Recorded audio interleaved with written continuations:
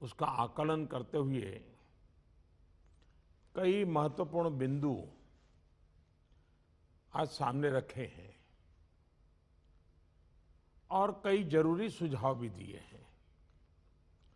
और बहुत स्वाभाविक था कि जहां पर मृत्यु दर ज्यादा है, जहां पर कोरोना का स्प्रेड तेज हो रहा है, उन राज्यों के साथ विशेष रूप से चर्चा की गई है। लेकिन बाकी राज्यों के पास भी काफी अच्छे सुझाव हो सकते हैं। तो मैं आग्रह करूंगा कि ऐसे कोई पॉजिटिव सुझाव जो जरूरी हैं, आपको लगता है वो मेरे तक पहुंचाइए, ताकि कोई न कोई रणनीति बनाने में वो उपकारक होंगे। अभी यहाँ जो भारत सरकार की तरफ से स्वास्थ्य सचिव की तरफ से प्रेजेंटेशन रखा गया, उससे भी स्पष्ट है कि एक बार फिर चुनौतीपूर्ण स्थिति बन रही है। कुछ राज्यों में स्थिति ज्यादा चिंताजनक है। ऐसे में गवर्नेंस सिस्टम में सुधार ये बहुत आवश्यक है। ये मैं समझ सकता हूं कि साल भर की इस लड़ाई के कारण व्यवस्था में भी थकान आ सकती है, ढीलापन भी आ सकता है। लेकिन ये 2-3 सप्ताह और अगर हम टाइट करें और अदर गवर्नर्स को बराबर मजबूत करें, इस पर हमने बल देना चाहिए। साथियों, आज की समीक्षा में कुछ बातें हमारे सामने स्पष्ट हैं और उन पर हमें विशेष ध्यान देने की जरूरत है। पहला, देश फर्स्ट वेव के समय की पीक को क्रॉस कर चुका है और इस बार के ग्रोथ रेट में पहले से भी ज्यादा तेज है। दूसरा, महाराष्ट्र, छत्तीसगढ़, पंजाब, मध्य प्रदेश, गुजरात समेत कई राज्य फर्स्ट वेव की पीक को भी क्रॉस कर चुके हैं।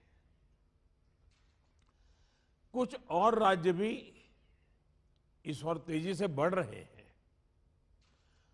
मैं समझता हूं कि हम सब के लिए ये चिंता का विषय है, सीरियस कंसर्न है।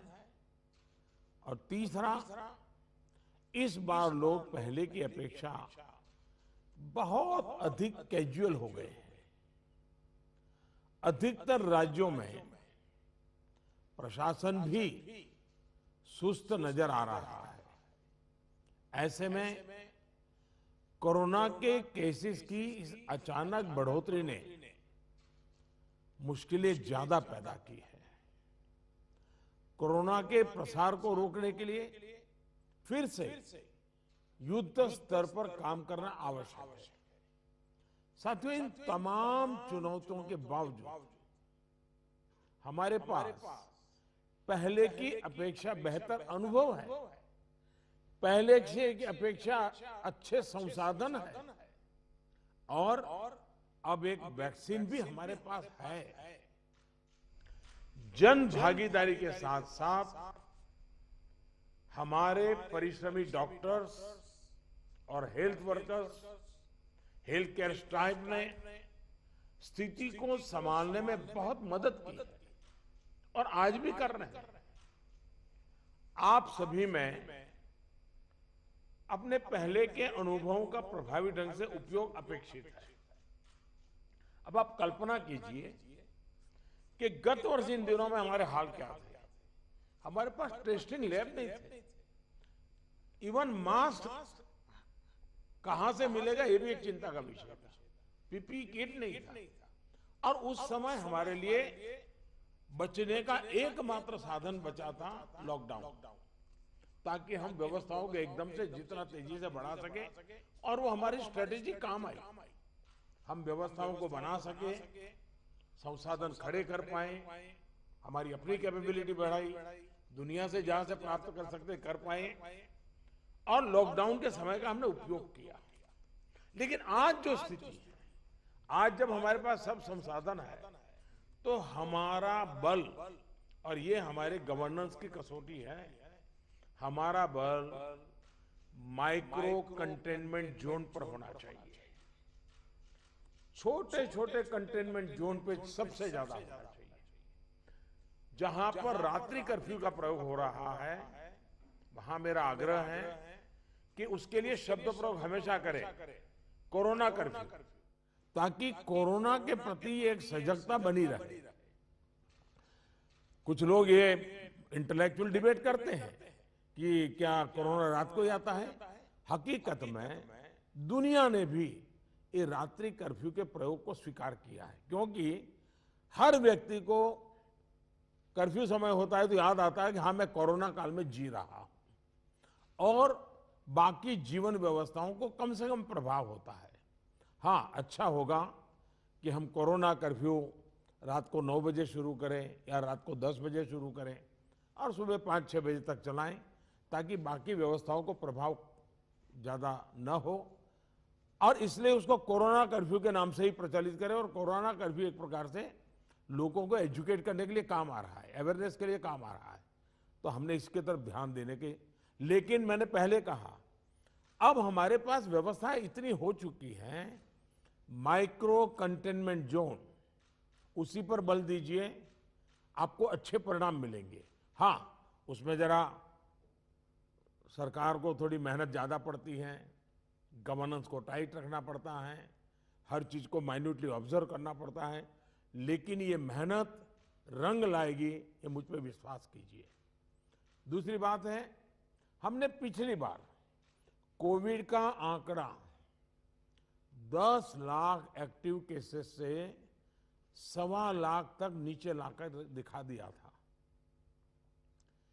ये जिस रणनीति पर चलते हुए संभव हुआ, वो आज भी उतने ही सटीक है। और मजा देखिए, उस समय सफलता हम ही लोगों ने पाई थी, तब संसाधन भी कम थे।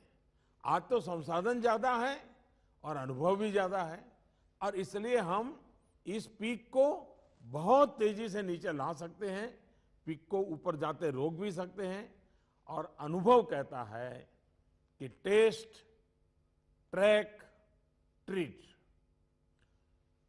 कोविड एप्रोप्रिएट बिहेवियर और कोविड मैनेजमेंट, इन्हीं चीजों पर हमें बल देना है। और आप देखिए, अब एक विषय ऐसा आया है, मैं आप सभी मुख्यमंत्रियों से आग्रह करता हूं कि आप अपने राज्य की मशीनरी के द्वारा थोड़ा अगर एनालिसिस करें, सर्वे करें, और एक सवाल का जवाब हमें मिल सकता है क्या, मैं इसको सवाल के रूप में कह रहा हूं। होता क्या है कि इन दिनों कोरोना में, ये थोड़ा वेरिफिकेशन का विषय है, लेकिन आप भी उसको राज्य में करवा सकते हैं। पहले कोरोना के समय क्या होता था, हल्के फुल्के सिम्टम्स भी लोग डर जाते थे, तो तुरंत एक्शन लेते थे।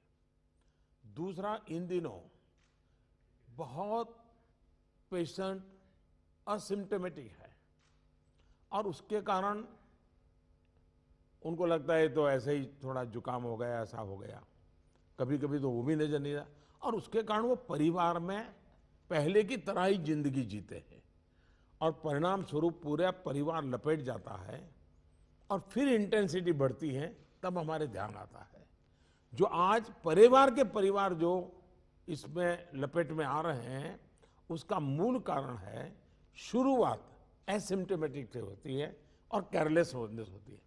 उसका उपाय क्या है? उसका उपाय है प्रोएक्टिव टेस्टिंग। हम जितना ज्यादा टेस्टिंग करेंगे तो एसिम्टोमेटिक जो पेशेंट होगा वो भी ध्यान में आ जाएगा, तो परिवार में होम क्वारंटाइन वगैरह ढंग से कर लेगा। वो परिवार के साथ जैसे नॉर्मल जिंदगी जीता है वो नहीं जिएगा, और इसलिए पूरा परिवार जो आज सब लपेट में आ जाता है उसको हम बचा सकते हैं। और इसलिए हम अभी चर्चा जितनी वैक्सीन की करते हैं, उससे ज्यादा चर्चा हमें टेस्टिंग की करने की जरूरत है, बल टेस्टिंग पर देने की जरूरत है। और हमने सामने से टेस्टिंग के लिए जाना है, उसको तकलीफ हो और फिर टेस्टिंग करने के लिए आए और फिर उसको पॉजिटिव नेगेटिव मिल जाए, और वो मैं समझता हूं क्रम हमारे लिए थोड़ा बदलना पड़ेगा। हमारे पास वायरस को कंटेन करने के लिए एक अहम तरीका है कि हम ह्यूमन होस्ट को कंटेन करें। मैंने पहले भी कहा था, ये कोरोना एक ऐसी चीज है कि जब तक आप उसको लेकर के नहीं आओगे घर में नहीं आता है। और इसलिए ह्यूमन सोर्स जो है हर एक को हमने जागरूक करना पड़ेगा, उसने नियमों का पालन करना होगा, ये बहुत आवश्यक है। और निश्चित तौर पर इसमें टेस्टिंग और ट्रैकिंग की बहुत बड़ी भूमिका है। हम टेस्टिंग को लाइट न लें। टेस्टिंग को हमें हर राज्य में इतना बढ़ाना होगा कि पॉजिटिव रेट कैसे भी करके 5% के नीचे ला करके रख जाए। और आपको याद होगा शुरू में जब कोरोना की खबरें आने लगी तो हमारे यहाँ कंपटीशन होने लगी, वो राज्य तो निकम्मा है, वहाँ बहुत बढ़ गया, फलाना राज्य बहुत अच्छा कर रहा है, राज्यों की आलोचना करना बड़ा फैशन हो गई थी। तो पहली मीटिंग में मैंने आप सबसे कहा था कि संख्या बढ़ने से आप जरा भी चिंता मत कीजिए, उसके कारण आपका परफॉर्मेंस बुरा है, प्रेशर में मत रहिए, आप टेस्टिंग पर बल दीजिए। और वो बात मैं आज भी कह रहा हूँ, संख्या ज़्यादा है इसलिए आप गलत कर रहे हैं, ये सोचने की ज़रूरत नहीं है। आप टेस्टिंग ज़्यादा करते हैं, उसके कारण पॉजिटिव केस नज़र आते हैं, लेकिन बाहर निकलने का रास्ता वही है। और जो आलोचना करने वाले हैं, थोड़े दिन आलोचना सुननी पड़ेगी, लेकिन रास्ता तो टेस्टिंग का ही है। टेस्टिंग के कारण आंकड़ा बड़ा आ जाता है, आने दीजिए। उसके कारण कोई राज्य अच्छा है, कोई राज्य बुरा है, ऐसा मूल्यांकन का तरीका ठीक नहीं है। और इसलिए मेरा आपका आग्रह है कि इस प्रेशर से बाहर निकल जाइए, टेस्टिंग को बल दीजिए, भले पॉजिटिव केस ज़्यादा आते हैं, आने दीजिए, लेकिन उसी का तो हम उपाय कर पाएंगे। और हमारी टारगेट 70%, 70% RT-PCR टेस्ट करने का है। कुछ जगह से मेरे पास खबर आई है, मैंने वेरीफाई नहीं किया है, कि कुछ लोग जो RT-PCR टेस्ट कर रहे हैं उसमें जो सैंपल लेते हैं उसमें बहुत लेथार्जिक है, ऐसे ही मुंह के आगे ही से सैंपल ले लेते हैं। ऐसा है, बहुत गहरे जाकर के सैंपल लिए बिना रियल रिजल्ट मिलता ही नहीं है। अगर आपने ऊपर ऊपर से ले लिया मुंह में थोड़ा सा डाल करके, तो जो रिजल्ट आएगा वो तो नेगेटिव ही आने वाला है। और इसलिए जब तक सुई को अंदर डाल करके सैंपल नहीं लेते हैं, जिन राज्यों में ये हो रहा है इसको रोकने के लिए कोशिश कीजिए। भले पॉजिटिव केस बढ़े, चिंता मत कीजिए, लेकिन पॉजिटिव केस होगा तो ट्रीटमेंट होगा, लेकिन वो नहीं होगा तो वो घर में फैलाता रहेगा, पूरे परिवार को, पूरे मोहल्ले को, पूरे टेनामेंट को, सबको लपेट लेगा। हमने पिछली मीटिंग में भी इस पर चर्चा की थी कि RT-PCR टेस्ट बढ़ाने की जरूरत है। और फिर मैं कहता हूं कि प्रॉपर सैंपलिंग और प्रॉपर होना चाहिए।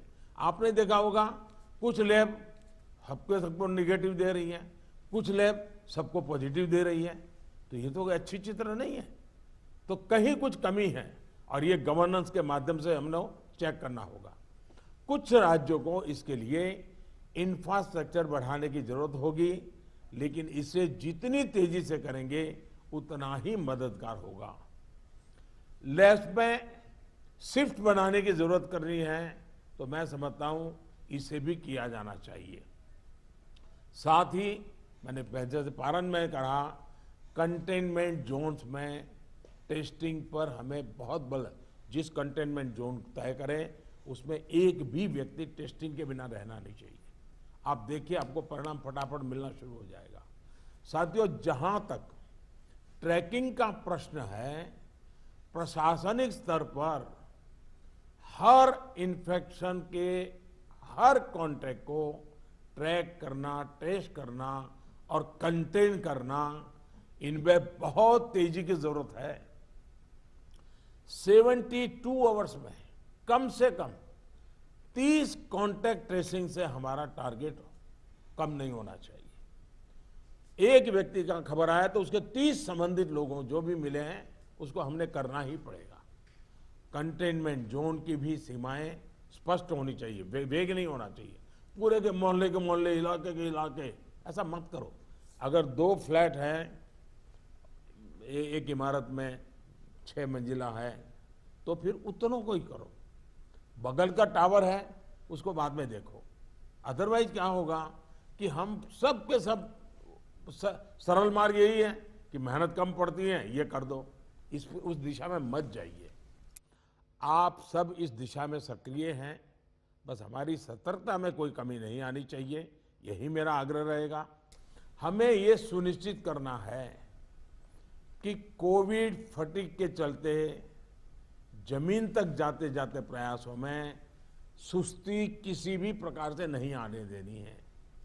कई राज्यों में कॉन्टैक्ट ट्रेसिंग को पीरियोडिकली क्रॉस चेक करने के लिए भी टीम्स बनाकर काम किया है। इसके अच्छे नतीजे मिले हैं। हम सबको ये भी अनुभव है कि जहां कंटेनमेंट जोन में हेल्थ मिनिस्ट्री की एसओपीज का, और मैं मानता हूं ये एसओपी बड़े अनुभव से तैयार हुई है और समय समय पर उसको अपग्रेड किया गया है, उस एसओपी का प्रभावी पालन हो रहा है, वहां बहुत अच्छी सफलता मिल रही है। इसलिए मेरा ये सुझाव जरूर होगा कि इस और विशेष ध्यान दिया जाए। साथियों, हमने चर्चाओं के दौरान अभी मोर्टालिटी रेट पर चिंता जताई। ये कम से कम रहे, इन पर भी हमें बहुत जोर देना है। और उसका मूल कारण यही है कि वो रूटीन लाइफ जीता है, मामूली बीमारी ऐसा मान लेता है, पूरे परिवार में फैला देता है और फिर एक स्थिति बिगड़ने के बाद अस्पताल तक आता है, फिर टेस्टिंग होता है और तब चीजें हमारे हाथ से निकल जाती है। हमारे पास हर हॉस्पिटल में डेथ एनालिसिस की जानकारी होनी चाहिए।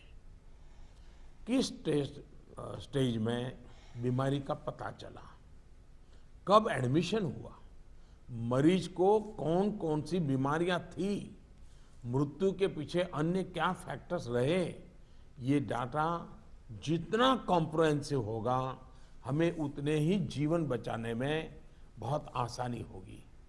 साथियों, मैं आपकी भी जानकारी में है कि एम्स दिल्ली हर मंगलवार और शुक्रवार को इस विषय पर वेबिनार आयोजित करते हैं और देश भर के डॉक्टर्स उनसे जुड़ते हैं। ये लगातार होते रहना चाहिए। सभी राज्यों के अस्पताल इनसे जुड़ते रहें। जो नेशनल क्लिनिकल मैनेजमेंट प्रोटोकॉल चल रहा है, उनकी जानकारी सबको रहे, ये भी जरूरी है।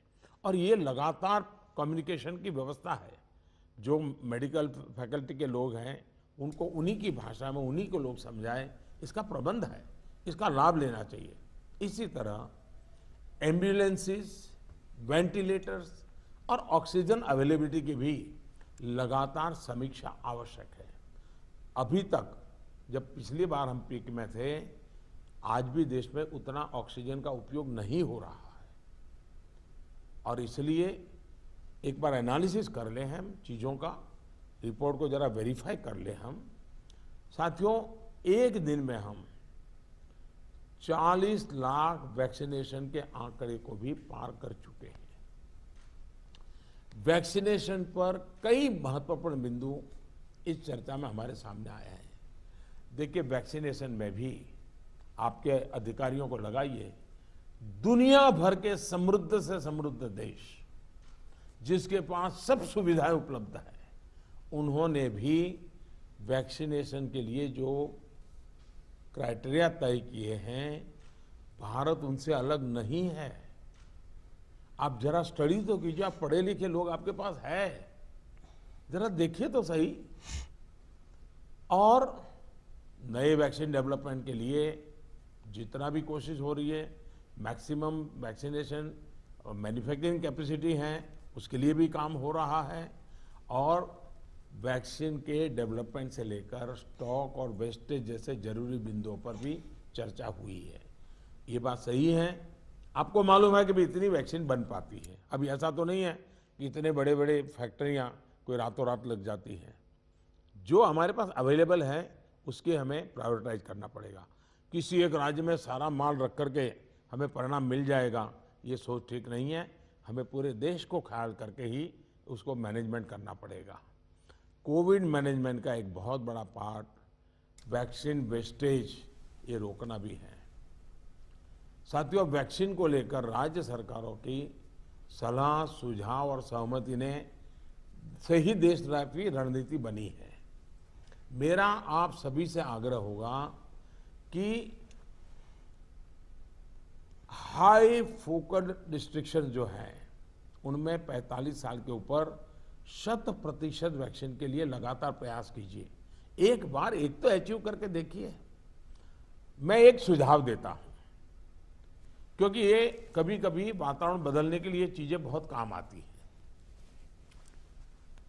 11 अप्रैल ज्योतिबा फुले जी की जन्म जयंती है और 14 अप्रैल बाबा साहब आम्बेडकर जी की जन्म जयंती है। क्या हम 11 अप्रैल से 14 अप्रैल पूरे अपने राज्य में टीका उत्सव मना सकते हैं?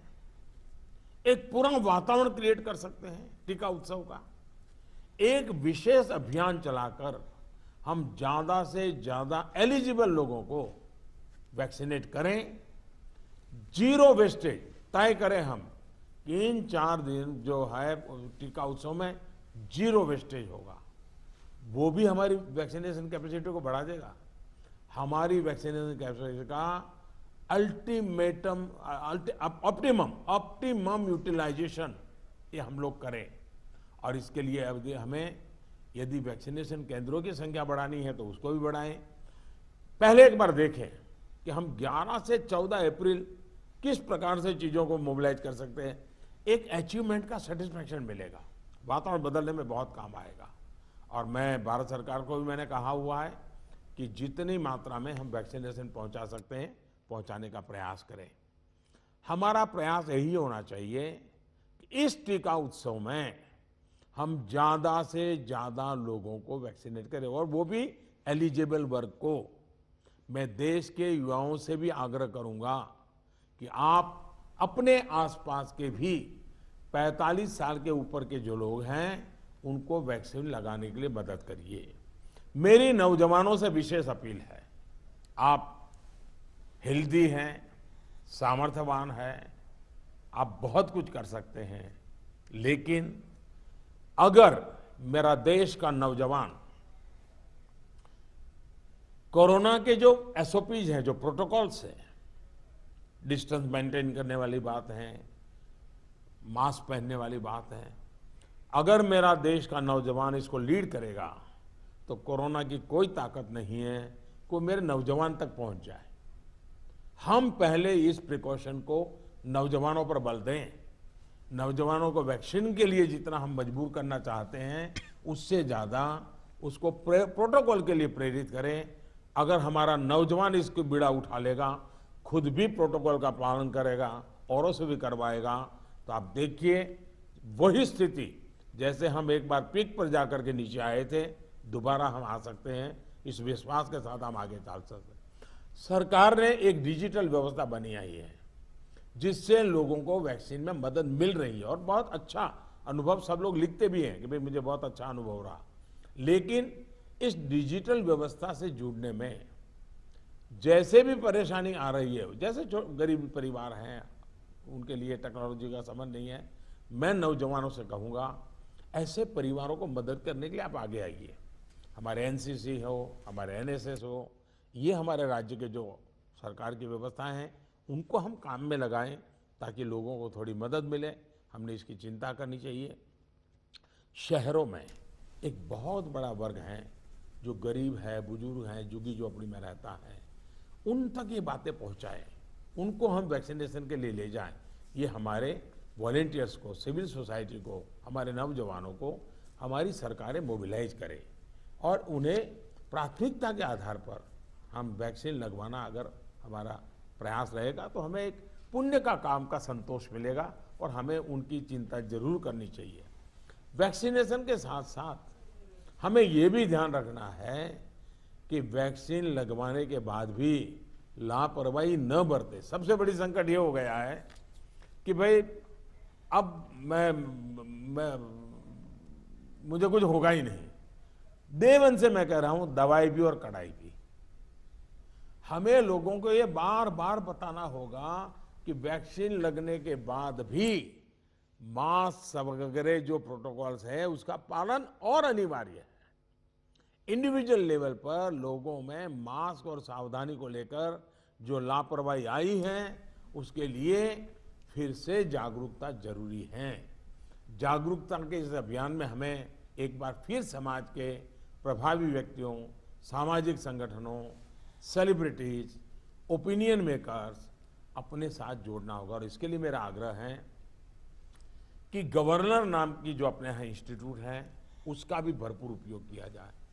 क्या गवर्नर साहब के नेतृत्व में, मुख्यमंत्री जी के मार्गदर्शन में ऑल पार्टी मीटिंग, राज्य तो सबसे पहले कर लें, राज्य ऑल पार्टी मीटिंग करें और ऑल पार्टी मीटिंग करके एक एक्शनेबल पॉइंट तय करें। फिर मेरा आग्रह है कि गवर्नर साहब और मुख्यमंत्री मिलकर के जितने भी इलेक्टेड लोग हैं उनका वर्चुअल वेबिनार करें। पहले अर्बन बॉडीज का करें, फिर रूरल बॉडीज का करें, जितने लोग चुन करके आए हैं उनसे करें और उनके सामने सभी आपके असेंबली में जो जीत करके लोग आए हैं उसके जो फ्लोर लीडर हैं सब संबोधित करें। तो एक पॉजिटिव मैसेज अपने आप शुरू हो जाएगा कि भाई इसमें राजनीति नहीं करनी है, सबने मिलकर के करना है। तो मैं समझता हूँ एक तो ये प्रयास करना चाहिए। दूसरा, गवर्नर साहब के नेतृत्व में, क्योंकि मुख्यमंत्री के पास बहुत काम रहते हैं, लेकिन गवर्नर साहब के नेतृत्व में एक आध समिट, बड़ा वेबिनार भी किया जाए और जो शहर हो वहाँ पर लोकल हो तो सभी धार्मिक नेताओं को बुला करके एक समिट हो जाए और बाकी लोगों को वर्चुअल जोड़ा जाए। जो सिविल सोसाइटी के लोग हैं एक आध समिट उनका कर लिया जाए। जो सेलिब्रिटीज हैं, लेखक हैं, कलाकार हैं, खिलाड़ी हैं, उनको एक बार कर लिया जाए। मैं समझता हूं कि ये गवर्नर के माध्यम से इस प्रकार के लगातार भिन्न भिन्न समाजों के लोगों को जोड़ने का एक मूवमेंट चलाया जाए। और यही बात कि भाई आप इन प्रोटोकॉल का फॉलो कीजिए, टेस्टिंग पर बल दीजिए। हमारा क्या हुआ है, हम एकदम टेस्टिंग भूल करके वैक्सीन पे चले गए। वैक्सीन जैसे जैसे प्रोडक्ट होगी, जैसे जैसे पहुंचेगी। हमने लड़ाई जीती थी बिना वैक्सीन को। वैक्सीन आएगी कि नहीं आएगी वो भी भरोसा नहीं था, तब हम लड़ाई जीते हैं। तो आज हमें इस प्रकार से भयभीत होने की कोई जरूरत नहीं है, लोगों को भयभीत होने नहीं देना है। अगर हम जिस तरीके से लड़ाई को लड़े थे उसी तरीके से लड़ाई को जीत सकते हैं। और जैसा मैंने कहा, पूरे परिवार लेपट में आ रहे हैं, उसका मूल कारण जो मुझे नजर आता है, फिर भी आप लोग इसको वेरीफाई कीजिए। मैं क्लेम नहीं कर रहा हूं किसी चीज का, मैं सिर्फ अपना ध्यान आकर्षित करता हूं कि एसिम्प्टोमेटिक कारणों से शुरू में परिवार में ये फैल जाता है, फिर अचानक परिवार में जो पहले से बीमार व्यक्ति है या कुछ करने वाला है वो एकदम से नए संकट में आ जाता है, फिर पूरा परिवार संकट में आ जाता है। और इसलिए मेरा आग्रह है, प्रोएक्टिवली हमने टेस्टिंग पर बल देना होगा। हमारे पास व्यवस्थाएं हैं, हिंदुस्तान के हर जिले में लैब बन चुकी हैं।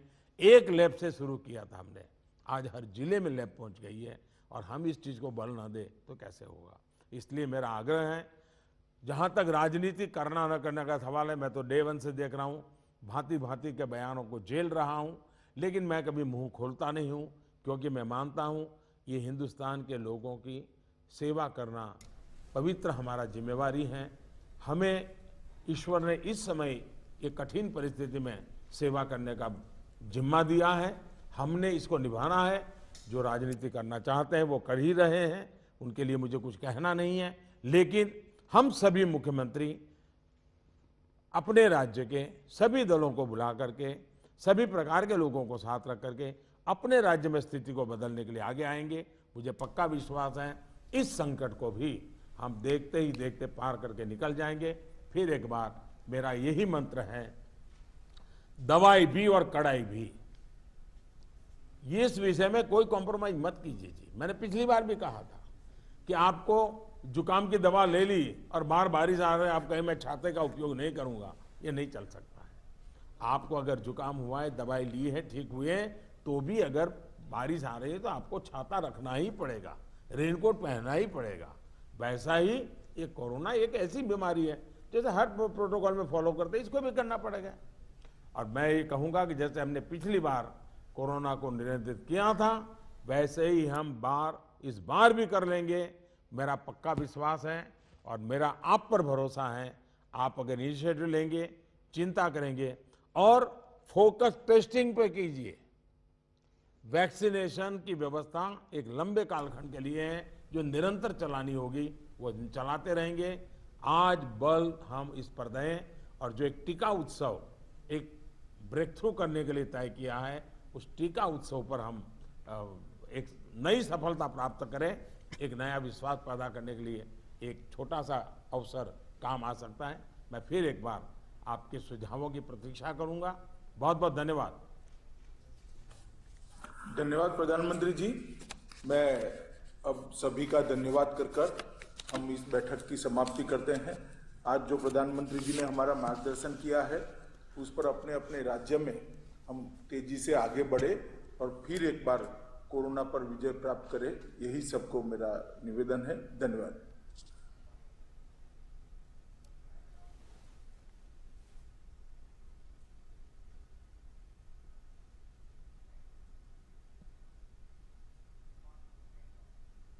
तो आप ये सी तस्वीरें देख रहे थे प्रधानमंत्री